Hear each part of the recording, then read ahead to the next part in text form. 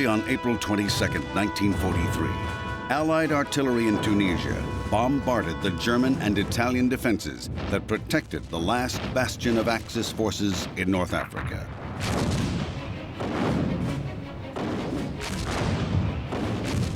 The Allies hoped to achieve a swift and decisive end to the first combined Anglo-American campaign of World War II.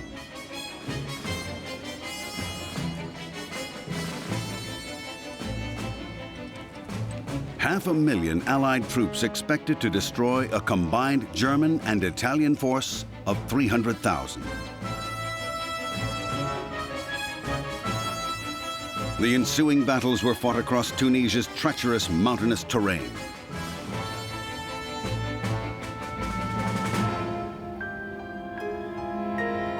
And on its narrow coastal plain.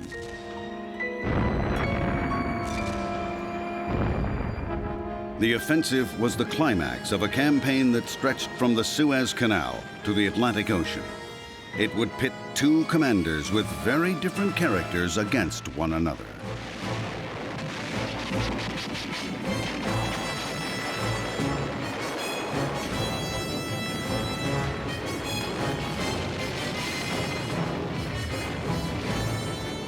Tunisia was a battle of wits between British General Harold Alexander and his opponent, German General Hans-Jürgen von Arnim.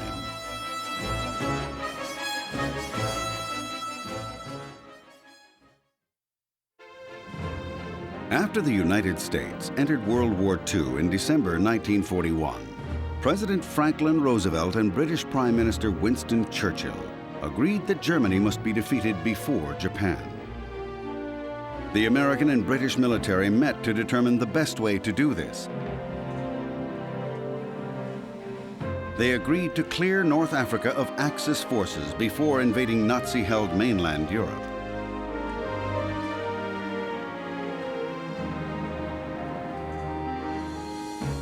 U.S. General Dwight Eisenhower was appointed commander of an Anglo-American offensive in the Mediterranean, codenamed Operation Torch. 3 Allied assault groups would strike the Vichy French ports of Casablanca, Oran, and Algiers. The Allies would then advance across northwest Africa toward the remaining French North African territory, Tunisia. French Northwest Africa would be secured, and the Allies would be positioned to trap Erwin Rommel's Axis forces in Egypt. The Operation Torch forces set sail from Britain and the United States. They were due to land on November 8, 1942. The American and British invasion forces came ashore at Casablanca, Oran, and Algiers as planned.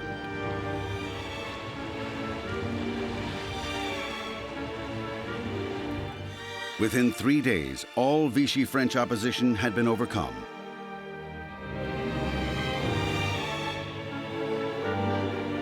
An armistice was declared a week after the first landings.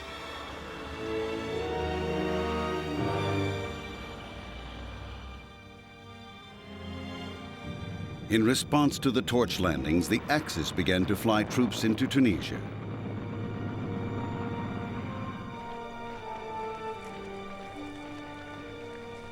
The increased German and Italian opposition, combined with the onset of winter, led to a temporary stalemate in the Tunisian campaign. By spring 1943, the stage was set for a conclusive battle between Axis troops and the Allies.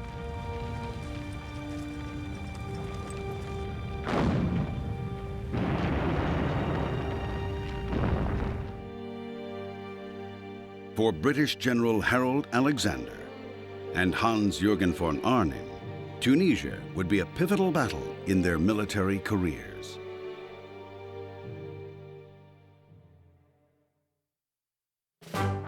Harold Alexander was born in 1891 into a privileged and aristocratic Irish family. He was educated at Harrow, one of Britain's most famous schools. He was a model pupil. Harold then went to Sandhurst and was commissioned into the Irish Guards. During World War I, Alexander served with his regiment on the Western Front. He shared the exhausting and perilous trench life with his men. During the dark days of the war, Alexander displayed great courage and leadership.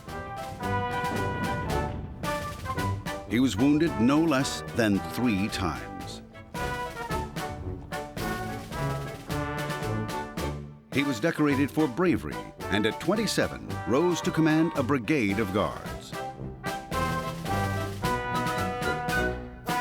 In the years after the war, he served in a variety of command and staff appointments and was promoted quickly.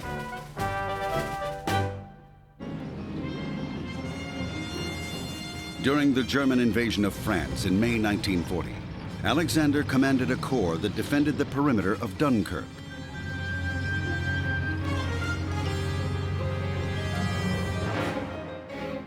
This made it possible to evacuate over 300,000 British and French troops from Dunkirk's beaches. In early 1942, Alexander was involved in another retreat. He extricated British forces from Burma in the face of a Japanese invasion. Prime Minister Winston Churchill selected Alexander as Commander-in-Chief of the Middle East in August 1942. General Montgomery took over the 8th Army at the same time. In February 1943, after he drove Rommel out of Libya, Alexander became General Eisenhower's deputy and commander of Allied ground forces in North Africa. Alexander's combat experience and urbane style gave him a natural ability to communicate with all ranks. He was a perfect choice to command forces of mixed nationalities. Above all, he established an excellent rapport with Eisenhower, essential in developing a strategy to defeat von Arnim.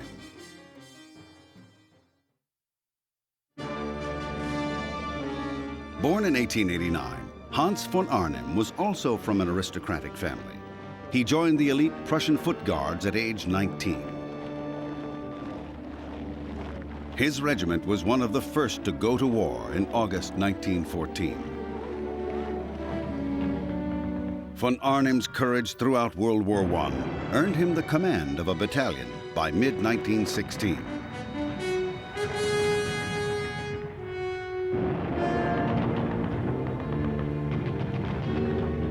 During the last year of the war, he commanded an elite Jaeger regiment in the Italian Alps.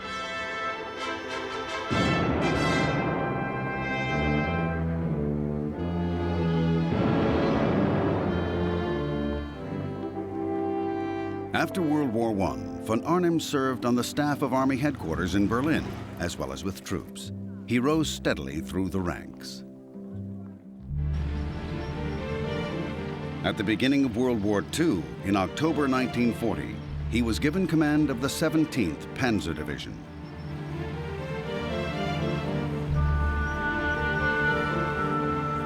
Von Arnim led the division to the opening phase of the German invasion of Russia, which began June 22, 1941.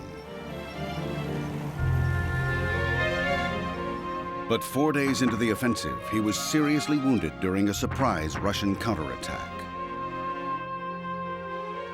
After he recovered, von Arnim returned to the 17th Panzer Division, then commanded a Panzer Corps on the Eastern Front. He later took over the 5th Panzer Army in Tunisia. Then in March 1943, he was appointed commander of Army Group Africa. Unlike Alexander, von Arnim was a self-centered, difficult, and secretive man who bore grudges easily. He particularly resented Erwin Rommel, his fellow commander in Tunisia. He felt Rommel allowed himself to be exploited by the Nazi propaganda machine and barely cooperated with him. Von Arnim also had a difficult working relationship with Field Marshal Albert Kesselring, German commander of the Mediterranean Theater. Nevertheless, when he took over Army Group Africa, von Arnim was determined to make the Allies fight for every foot of Tunisia. By April 1943, both von Arnim and Alexander realized a decisive battle in North Africa was imminent. Alexander seemed to have the upper hand in both men and materiel, but he was still cautious. Von Arnim had the advantage of tough, battle-hardened troops and terrain that favored defense. Each general hoped to tip the balance in his favor.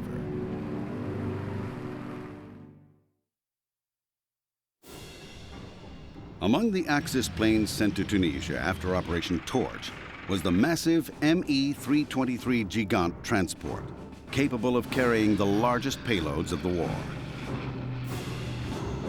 The Axis also brought in troops and supplies by sea via the ports of Tunis and Bizerta.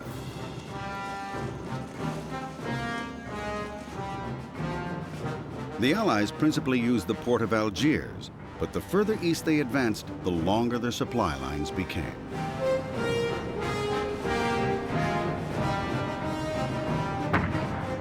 Their initial advance into Tunisia was marked by a series of engagements with the newly arrived Axis forces.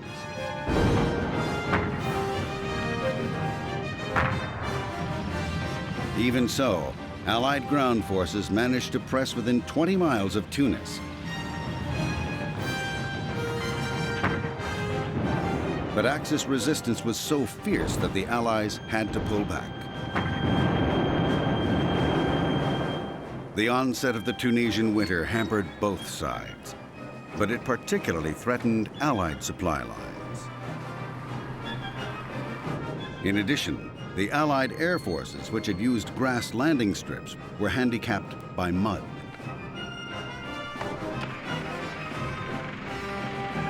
Axis planes, however, used the former French air bases in Tunisia that had concrete runways. They maintained air superiority over the battle area for much of the winter. This was the situation when Alexander took over command of the Allied ground forces in February 1943. His limited troops were holding a long front line and were in no position to launch a full-blown offensive. The front ran down the mountainous spine of the eastern dorsal range. A British corps held the north. A French contingent held the center. And the Americans held the south. Montgomery's British 8th Army was advancing into Tunisia from the east. Axis forces were made up of two armies, von Arnim's 5th Panzer Army in the north and Rommel's Panzer Army in the south.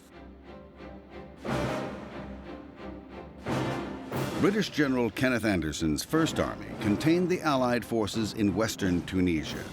Alexander's job was to coordinate both the 1st and 8th Armies.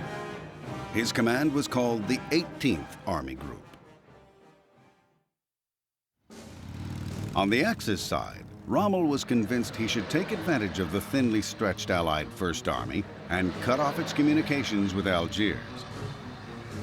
He then planned to turn on the 8th Army in the east. Von Arnim favored a more defensive strategy, but he was persuaded to take part in the German attack on the 1st Army, scheduled for February 14th. The offensive took the Allies by surprise, especially the inexperienced Americans. Rommel drove them back in disarray to the Kasserine Pass.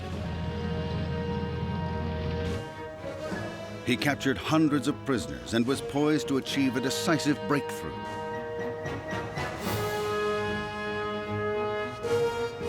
But von Arnim failed to cooperate with Rommel and did not press home his attacks as Rommel had hoped. Both were forced to withdraw. After becoming ill, Rommel left North Africa and never returned.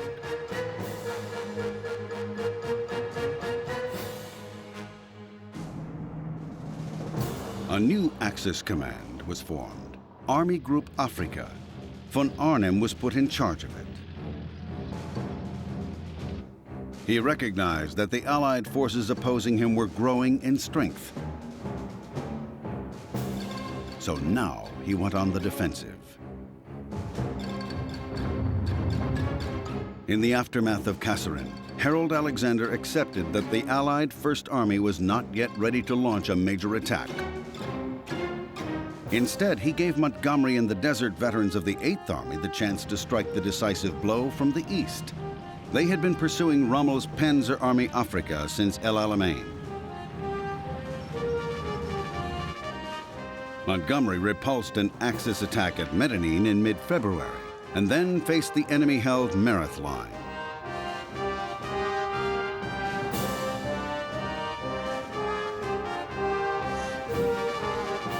The 8th Army attacked the Merith line in early March 1943.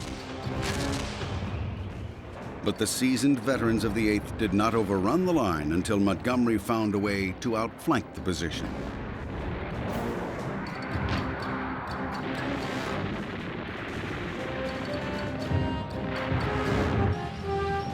However, Montgomery failed to trap the bulk of the Axis troops. The German tank units slipped away to the north.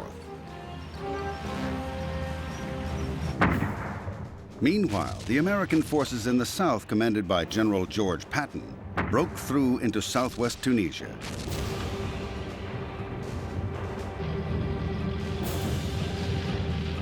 The 8th Army then linked up with the Americans and closed in on von Arnim's garrison in Tunisia.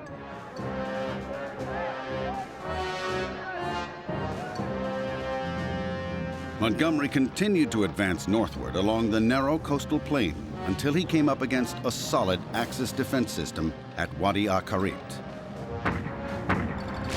The 8th Army assaulted it in early April, but it broke through with great difficulty.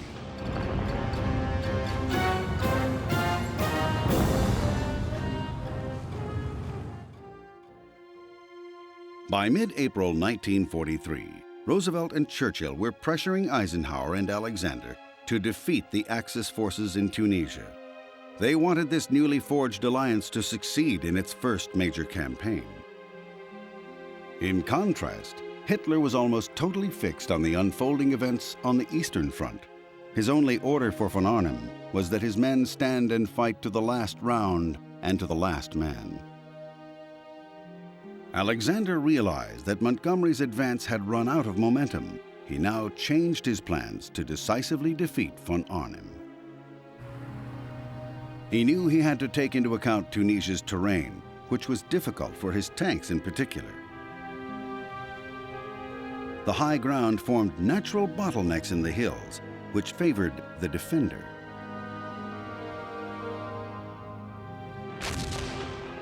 He was also aware that the steep hill roads gave the enemy ideal positions to spring ambushes and disrupt his attacks.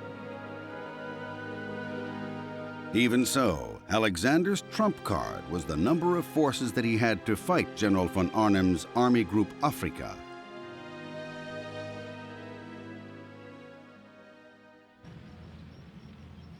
Alexander had over 500,000 men in 19 infantry and armored divisions. Von Arnim had 300,000 troops in 15 infantry and panzer divisions, none of which were full strength. Alexander's forces were highly mobile and had 1,200 tanks. Many of the tanks were Grants equipped with an accurate and quick-firing 75mm gun. There were also M3 light tanks for reconnaissance. Von Arnim had only 150 tanks. But 40 of those were Mark 6 Tigers, which made their operational debut in Tunisia. The Tigers could travel at 25 miles per hour and had an 88mm gun which was lethal up to 2,000 yards. Alexander planned to exploit his air superiority and cut off von Arnim's supply routes across the Mediterranean. Allied air forces now launched a major offensive against Axis supply vessels and transport aircraft bound for Tunisia. Von Arnim's reinforcement and supply problems were already acute. This new air assault made it even worse. Planes like the Curtiss P-40 Kitty Hawk fighter bomber provided Alexander's ground troops with plenty of close air support. In contrast, von Arnim realized he could no longer rely on any external assistance. Alexander's plan was codenamed Operation Vulcan. U.S. forces in the north were expected to take Hill 609 and then capture Bizerta. At the same time, the British would attack Axis defenses at Long Stop Hill and then advance on Tunis. A French assault on the right would support them. The Allied 8th Army would then advance on Enfidaville in the south. Alexander's deception plan was to use Montgomery's 8th Army as a decoy and draw von Arnim's reserves away from the main attacks in the west. But von Arnim was a wily and resourceful commander.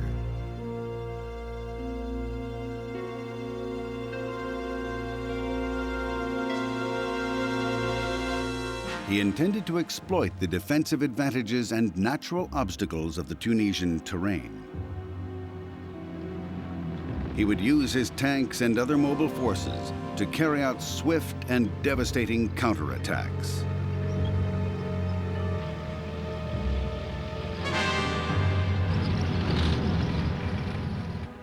Even though von Arnim's forces were not full strength, he was confident that they would fight tenaciously to reduce the odds against them.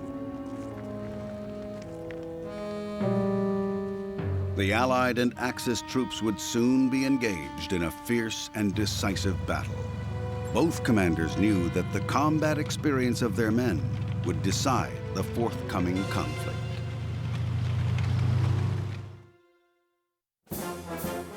The Tunisian campaign was unique in that it was the first time U.S. and British troops fought together during World War II. The Americans had arrived in North Africa overconfident, certain that they could easily beat their Axis opponents. But their defeat at Kasserine Pass was a sobering experience.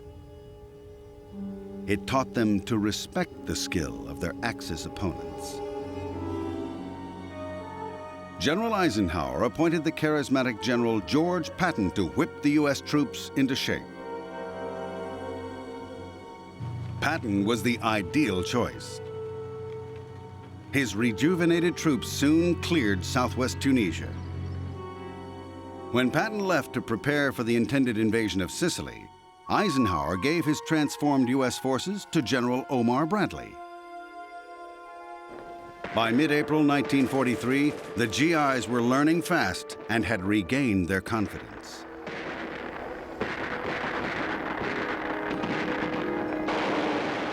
Over the 3 years they had been at war, the British troops had become battle-hardened. They regarded the Americans as Johnny-come-latelys.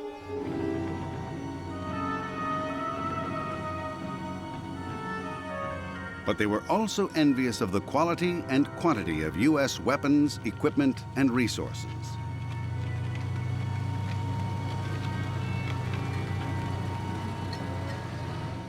Though mutual trust was soon fostered in the First Army, Montgomery's 8th Army stirred up some resentment.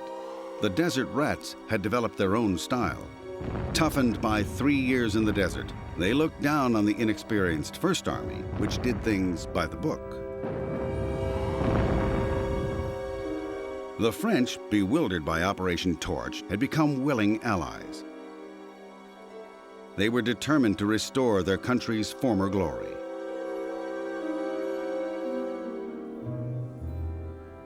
But they were poorly equipped. The U.S. forces had to divert some of their resources to make the French an effective fighting force.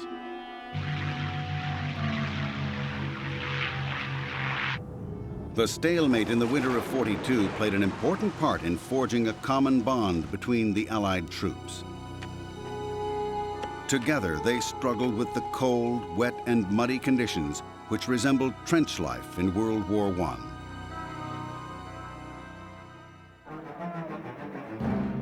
With the coming of spring, the First Army was strengthened with fresh troops. The Allied soldiers sensed they would soon be part of a major offensive. Alexander was respected by his men. He maintained a high profile with them, unlike some other senior officers who were more remote.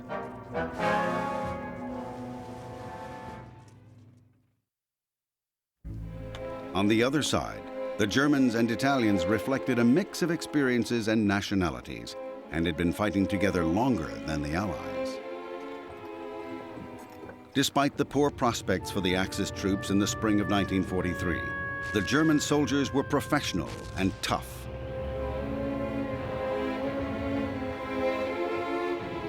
The veterans of the Africa Corps were von Arnim's equivalent of the British desert rats.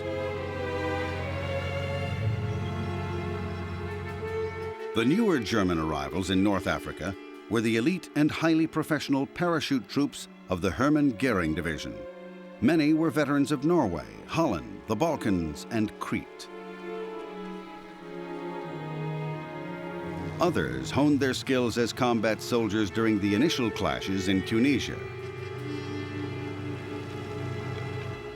Von Arnim also had a penal division, whose troops could be absolved of their crimes by distinguishing themselves in battle.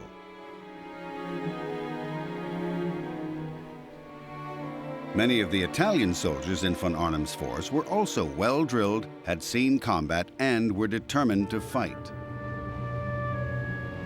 Their artillery and machine gun units were of particularly good quality.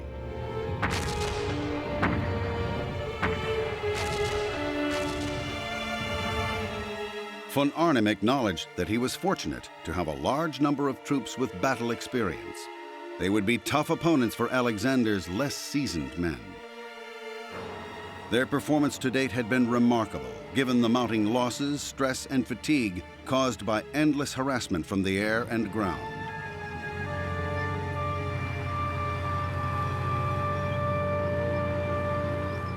Time and again, the Germans had shown their ability to counterattack.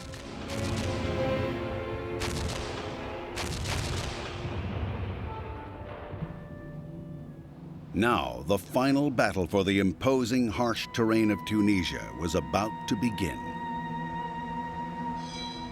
On the evening of Wednesday, April 21st, 1943, Alexander's troops made their final preparations before moving into position for a massive assault on von Arnim's defenses. Von Arnim's men watched and waited. They sensed that the offensive was just hours away. The cautious, meticulous General Harold Alexander and the wily, determined General Hans von Arnim were about to face a challenging test. General Alexander's Operation Vulcan was launched in Tunisia shortly before dawn on April 22, 1943.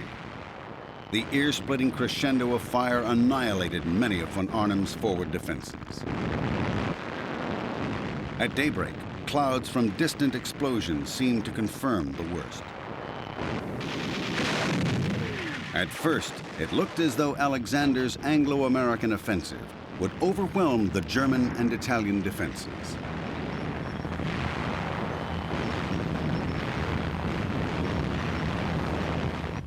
But it was not to be. The enemy recovered quickly, and Allied hopes for a quick breakthrough faded. Progress was slow against this unexpected resistance. Von Arnim's counterattacks with tanks, infantry, and artillery held the Allied assaults at bay.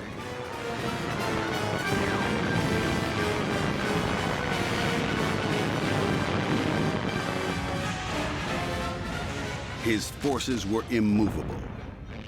Despite constant harassment from Alexander's air force, as well as his heavy artillery and armor.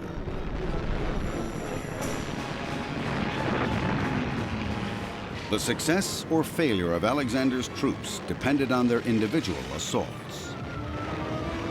Despite Allied air superiority, the Luftwaffe was responding with limited but often devastating attacks. U.S. forces in the north, commanded by General Omar Bradley, struggled to protect the First Army's left flank and advance on Bizerta. For 3 days, they hammered the German positions in the stark, hilly country of the north. But the enemy would not budge. Von Arnim's deployment of artillery, aircraft, and anti-tank defenses brought the U.S. advance to a grinding halt.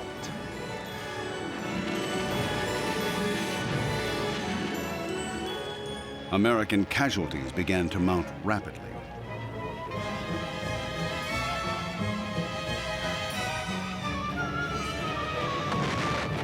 Then, von Arnim ordered his troops to pull back to an even more rugged and well-prepared defensive position.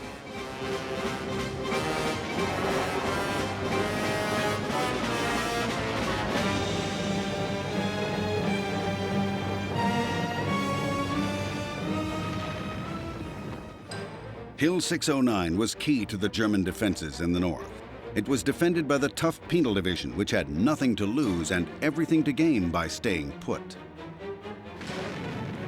First, Alexander's artillery batteries softened up Hill 609's defenses with concentrated and continuous artillery fire.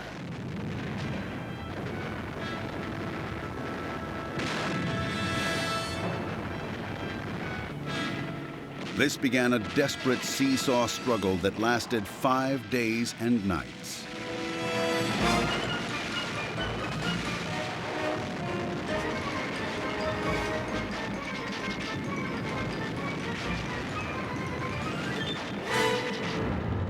The sky was ablaze, lit up by constant battle.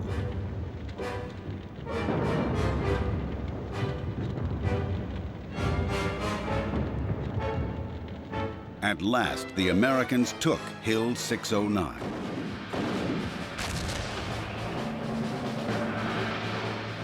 But then they were immediately counterattacked by von Arnim's tanks, infantry, and artillery. They had to fight desperately to hold them off. In the center, the British Corps of the Allied First Army attacked the tough Hermann Goering Division and the Africa Corps. The British infantry and tanks found it hard going. British casualties mounted as the struggle continued.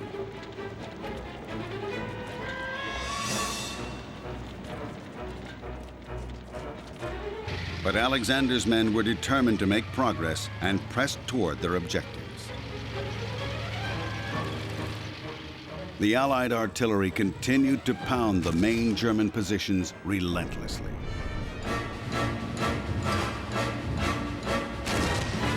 Nevertheless, German resistance remained as firm as ever.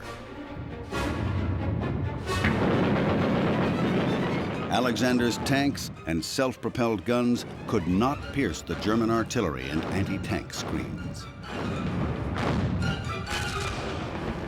But at last, Alexander's guns began to take out von Arnim's precious tanks and anti-tank guns and tipped the balance of the battle.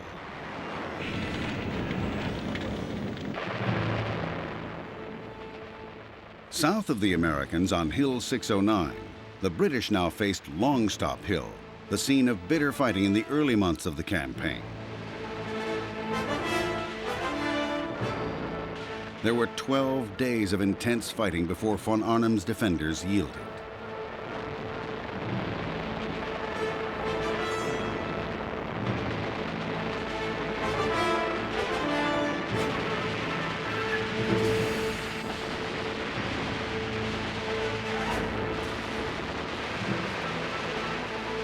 When the position was finally taken, hundreds of German troops lay dead and unburied on the battlefield. But losing Hill 609 and Longstop increased Axis determination to hold on. Their ferocious counterattacks regained much of what they lost to Alexander's men.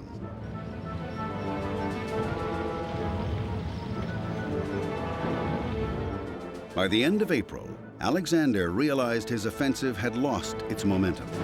The Americans had still not reached Bizerta, and the British were struggling to make progress to Tunis.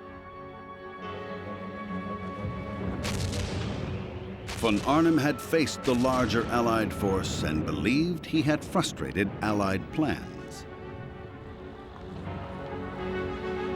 But Alexander was determined to turn the tables on von Arnim.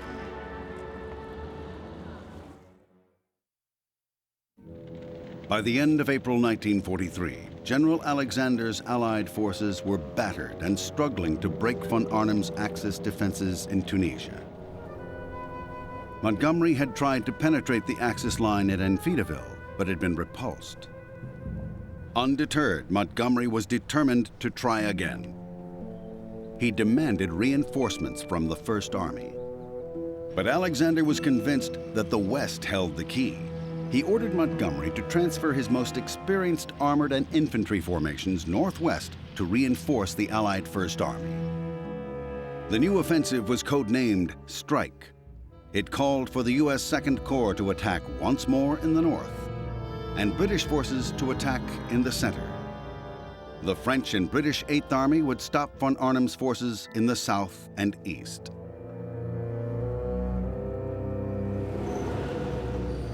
Alexander's tanks would spearhead each renewed attack.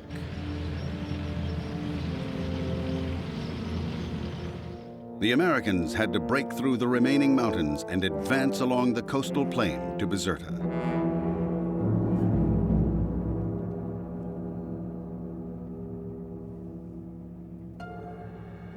The British had to face similar terrain, with the ultimate objective of Tunis. By now, von Arnim knew that Alexander's overwhelming firepower and armored resources could annihilate his depleted forces. He countered this by moving his anti-tank guns to well-concealed fallback positions. On May 5th, von Arnim received his final resupply of fuel and ammunition. His situation was now desperate. That evening, his troops prepared for what he knew was their final battle.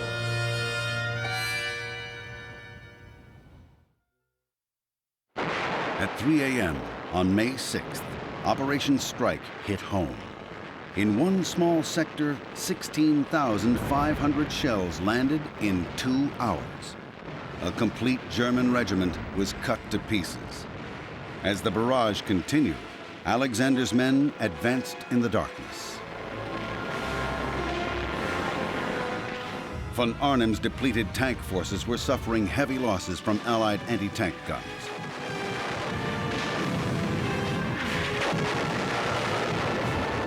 German tanks were picked off one by one.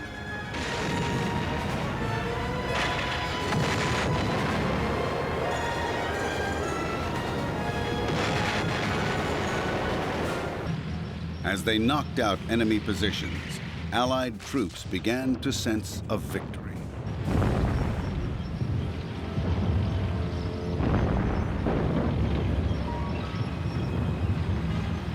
Their advance quickened.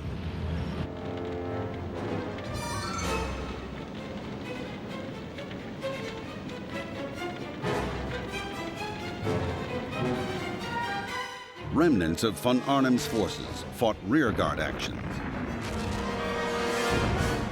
Firing from cover in the foothills, they attempted to slow Alexander's advance.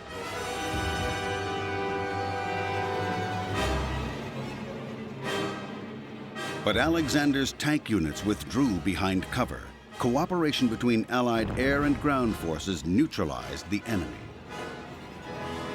Tanks radioed the enemy positions to an escorting ground liaison group, which then called in Curtiss P-40 Kitty Hawks to destroy von Arnim's defenses.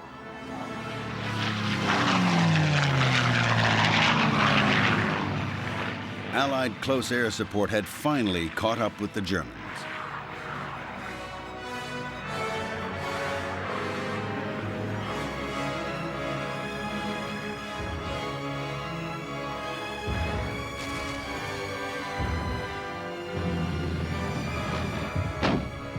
Within 24 hours, von Arnim knew that the battle was all but lost. On the morning of May 7th, his defenses crumbled.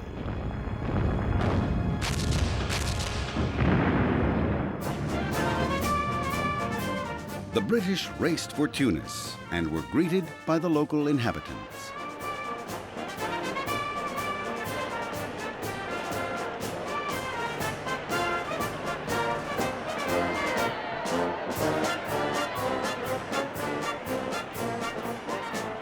Simultaneously, U.S. troops approached Bizerta cautiously.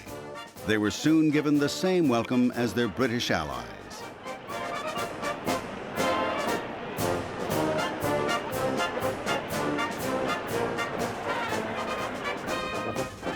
Alexander's Allied armies had finally achieved their aim.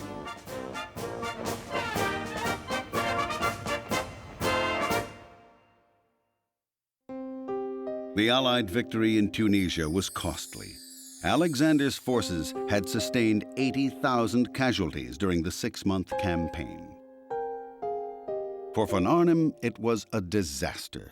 250,000 Germans and Italians of Army Group Africa surrendered May 13th. The defeat was as bad as the one the Germans experienced in Stalingrad only months earlier.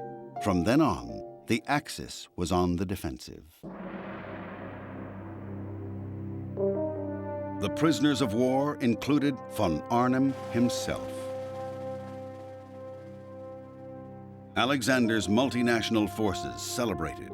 North Africa had been cleared of Axis forces once and for all. The Allies could now look north to the liberation of mainland Europe. The three-year campaign in North Africa was a turning point of the war in the West.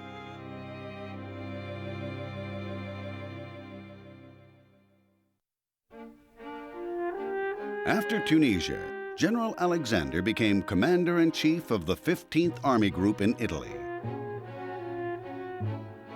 After his elevation to Field Marshal in November 1944, he became Supreme Allied Commander of the Mediterranean Theater. In May 1945, he accepted the surrender of German forces in Italy. Afterward, Alexander became Governor General of Canada.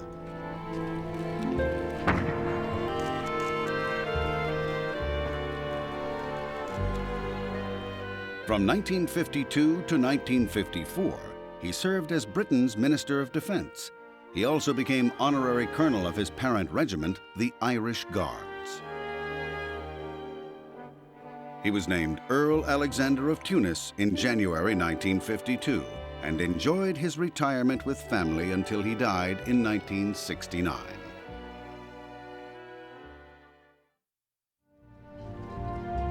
The Tunisian campaign was the low point of Axis fortunes in North Africa, as well as the fortune of General Hans-Jürgen von Arnim.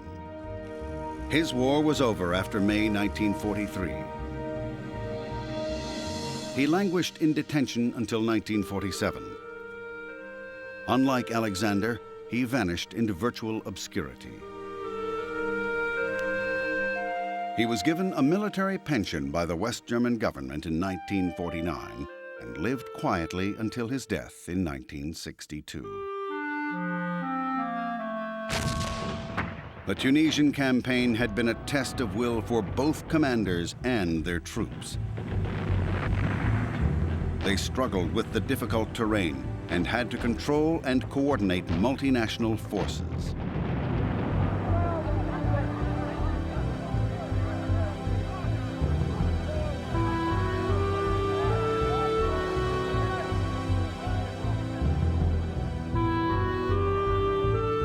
For General Harold Alexander, it was an eventual triumph. But for General Hans-Jürgen von Arnim, Tunisia was a heroic but unequal clash of warriors.